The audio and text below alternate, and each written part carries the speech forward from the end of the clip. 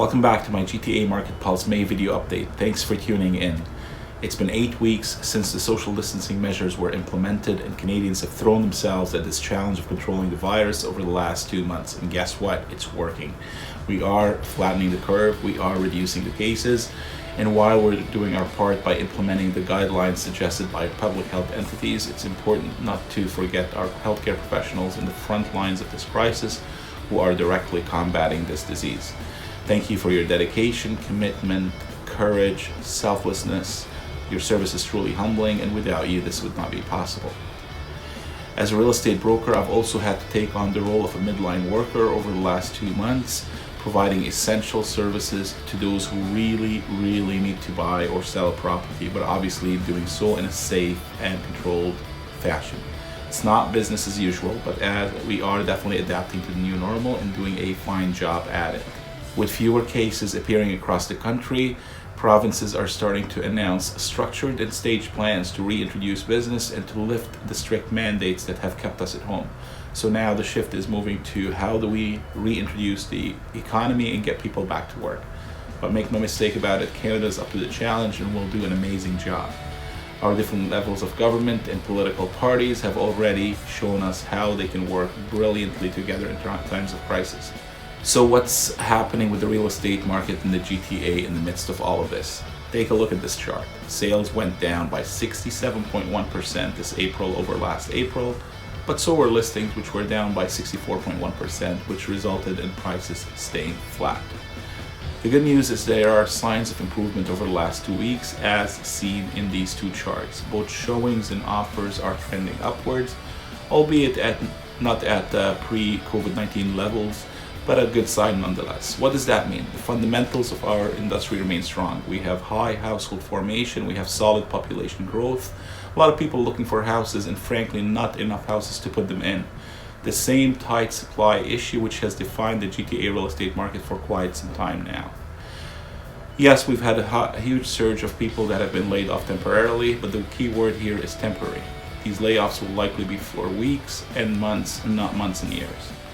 The expectation is for the recovery to be quicker when businesses start to reopen, certainly with all the programs the government has put in place to help individuals, businesses, tenants, and landlords.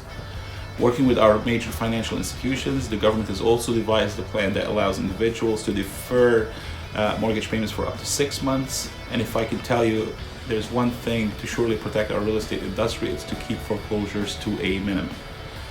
Guess what? The government's also buying billions of dollars worth of mortgages from the financial institutions and taking them off their books and holding them at a federal level so that when the doors open and the demands are released, people are able to get a mortgage and start the wheel going again. Not just for our industry, but many others. Did you know that every home sale triggers about 60% more than the value of the home and ancillary benefits in the community? You've got lawyers, you've got appraisers, you've got home furnishings, new home services like phone and internet, and the list goes on and on and on. So it's very important for the Canadian economy that the Canadian housing industry gets going again. By now, a few organizations have released their forecasts on how the real estate market is going to respond to all of this, and I'm happy to say Royal LePage led the pack. Royal LePage predicted prices will either increase by 1% or drop by up to 3.3% depending on when we reopen the country. And we're talking about nationwide prices. The TV predicted they will go up by 7.8%, whereas CIBC and CMHC predicted prices will drop. My predictions are aligned with Royal LePage's because the assumptions make sense. The number of homes listed for sale have fallen in concert with the demand for homes as seen in this chart. And that's why the relative balance is staying in check. Put another way, home prices go down when the number of homes go up and the number of buyers go down. That has not happened, and we do not expect this to happen. In fact, we've got a housing shortage within a pandemic. And I believe we are going to continue to see a growth in the number of buyers looking for homes that is greater than the number of homes we have for sale. And I also expect first-time home buyers to play an important role in the recovery, just like they have in past housing corrections or economic recessions that take the housing market down. First-time home buyers are opportunistic, they're young and fearless, and they're seeing a window opening up, especially with lower interest rates. First-time home buyers are coming to the party without a house to sell. They are coming in and they want to buy a house, so they're putting more and more pressure on the supply of houses, the tight supply of houses we have, And the more of them we have relative to the total size of the market, the more they put pressure on the seller's market.